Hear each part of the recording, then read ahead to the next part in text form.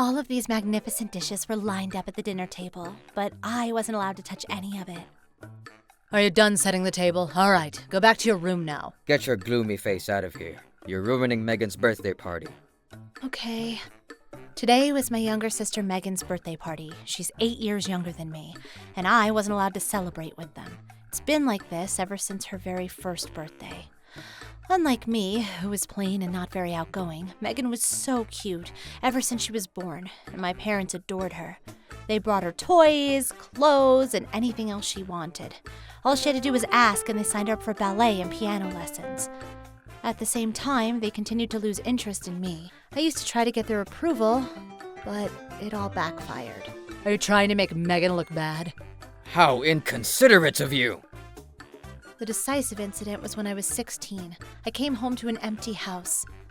My parents had taken Megan and gone on a vacation and left me behind. What the hell? You had 3 days and the house isn't clean at all. Why are there still weeds growing in the yard? You're so worthless, sis. None of them even felt bad for leaving me, and rather insulted me instead.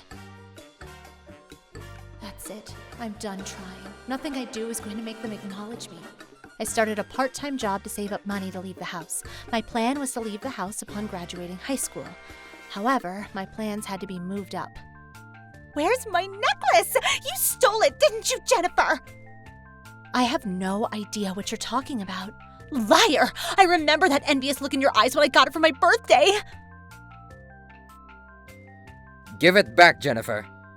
Like I said, I don't have it.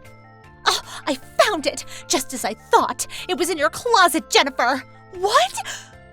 Megan was sneering at me from behind my furious parents. She had set me up. Apologize to your sister right now. My father beat me. I couldn't stand it anymore, and I ran out of the house. Oh my, Jennifer! What's wrong? Why are you so lightly dressed? Oh, Auntie. If my Aunt Taylor hadn't been there at the moment, I probably would have frozen to death in that park. Oh, I'm so sorry. It must have been so hard for you. You can stay with me from now on, all right? My aunt fed me with a big smile on her face. Her hospitality made me cry. I lived with my aunt until I graduated high school. After graduating, I started working as a helper in a nursing home. It was a difficult job, but when the elderly people would thank me, it made me feel like my life was worth something. That's how badly I was scarred inside. You don't have to leave, you know. You're welcome to stay as long as you want. Thank you so much, Aunt Taylor, but you have your own life to live too. Taylor was such a kind aunt. She would never have asked me to leave, but I knew that she had a wonderful boyfriend that she planned to marry as well. My company has a dormitory that I can use. Thank you so much for everything. I don't know what I would have done without you. Around that time, I became a certified nurse, so I was able to take part in more specialized care at work. It was a very physically demanding job, but people praised me for my hard work, and I was paid well. More than anything, I was never falsely accused like back at home. It was like heaven to me. 4 years passed like that, and one day... You're always working so late. Are you okay? Oh, Jordan! Thanks for asking, but I'm pretty tough, so I'll be fine. Jordan was the company president's son, and he approached me. That's how we started talking. I found out that we both had interests in books, and we began exchanging books and bonded even further.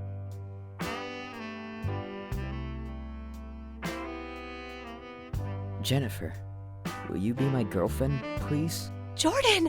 I don't know if I'm good enough for you, but I'd love to. It had been months since our first encounter, and we became a couple. A year after that, we got married. Jordan and his father knew about my situation with my family because I had told them about it.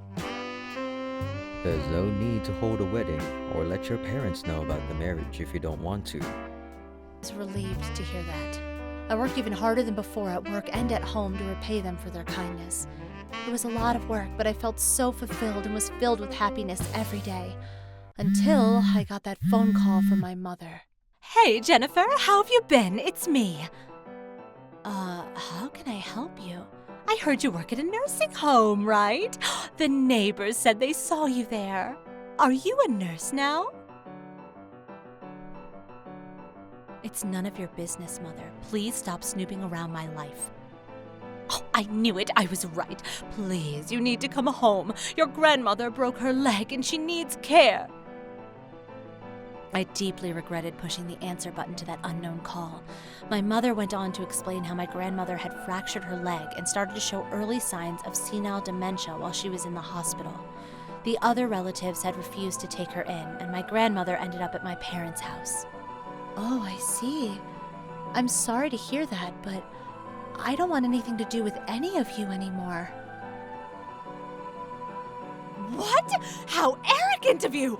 If you take care of her, I'll give you, let's see, how about $1,000? If you take care of Grandma, you can keep the money from selling her house. After hearing that offer from my relatives, my mother had formulated a plan to leave all of the caretaking to me and to keep all of the money for herself. What is it, Jennifer? Is there a problem? Just as I was about to refuse, Jordan spoke to me, and my mother, with her sharp ears, heard his voice. Oh, who was that? Your boyfriend, maybe? Is he a nurse too? He'll do. Please, take care of your grandmother.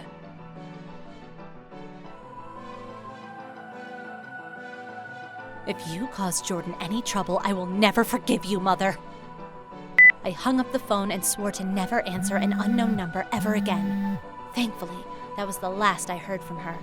Maybe it was effective because it was the first time that I'd ever yelled at my mother. I was feeling relieved, but a week after the phone call... Oh, I finally found you, sis. Megan? That lady next door told me that I could find you here. Hurry up and come home and take care of Grandma. I told our mother no, and I also told her that I don't want to have anything to do with any of you anymore. Oh, come on, sis. You're speaking like we're strangers. We're sisters, remember? If I remember correctly, it was you who told me to stop speaking to you like we were equals. I tried to ignore her and go back into the nursing home. Oh, what a cutie. Introduce me to that guy, sis. Who is this, Jennifer? I'm her sister. Nice to meet you. I'm Megan. And who might you be? Do you work here? Nice to meet you. My name is Jordan. I'm Jennifer's husband. What? Did you say husband? Her jaw dropped for a moment, then her face became red with rage. This handsome guy is your husband? Wait, you're married? What the hell? I'm not even married yet. How dare you get married before me? Don't you think I'm so much prettier, Jordan? Just toss this ugly girl and marry me. Would you mind quieting down? You're scaring our residents. It was too late. The old men and women who had been sitting by the window noticed the commotion outside and started gathering. Are you okay, Jennifer? Stay away from that devil. Come back in, Jennifer. Get out of here, you brat! Huh? What did you say, you old hag? Devil? You had better not be talking about me. Please leave, Megan. I love Jennifer very much, and she is also an important member of this facility. I won't allow you to try to take her from me or this place. Plus, I would never marry someone so devilish as yourself. Jordan was so composed in contrast to Megan, who was screaming and yelling. More and more elderly people started gathering and supporting us. Yeah, get out of here, you devil! Megan must have been extremely shocked to be rejected by my handsome husband like that, and be called devil by all these elderly people. Oh, shut up! I wouldn't marry you even if you begged me to! All of you can go to hell! Well, this place is heaven compared to where I came from. You can help yourself out. Good luck with those parents of yours. I heard later from my aunt that Megan and my parents had a hard time caring for my grandmother and kept fighting over who was responsible. Plus, my mother expected to inherit her money and overspent, which put them deep in debt. They were able to sell my grandmother's house, but it was very much less than what they'd expected, and they ran out of money very quickly.